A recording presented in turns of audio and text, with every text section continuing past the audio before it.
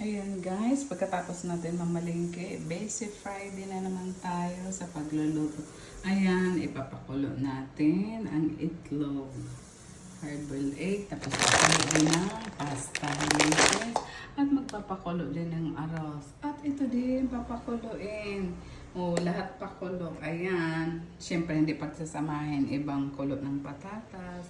Iba din ang pakulo ng tawag nito broccoli kasi pinagsamang cauliflower at broccoli, o diba? Kaya broccoli. Ayan, kumukulo na yung broccoli at patatas. So, ayan. Dalawa muna ang ano natin. So, ayan guys, habang nagpapakulo tayo doon sa kusina ng mga niluluto natin, nagmumultitasking na rin tayo guys. Ayan, tatanggalin ko yung mga sinampay kahapon na nilabahan. At syempre, may isasampay din ulit tayo. So, ayan guys. Ngayon magsasampay.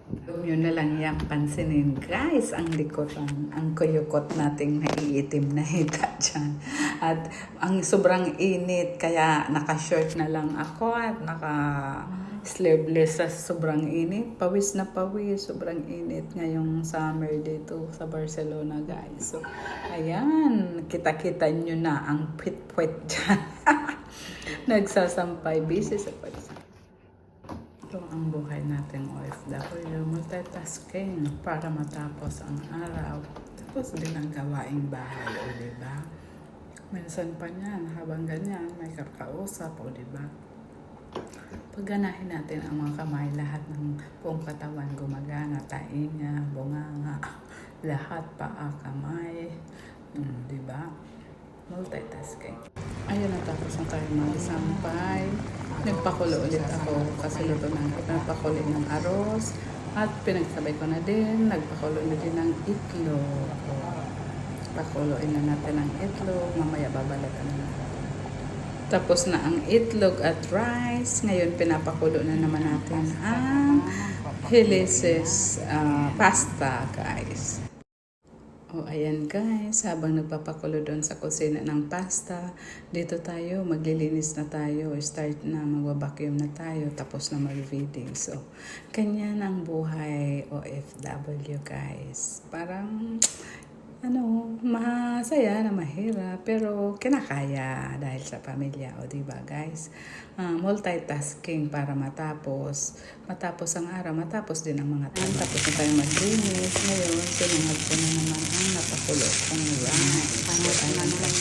Para masarap. Yan, isasangag natin. Para masarap nila kainin sa panglutong nila ito. Minsan binabaon ng anak na dalaga. So, ayan guys. So, ito na. Tapos na tayo magluto lahat-lahat. O, ayan na ang ating mga niluto.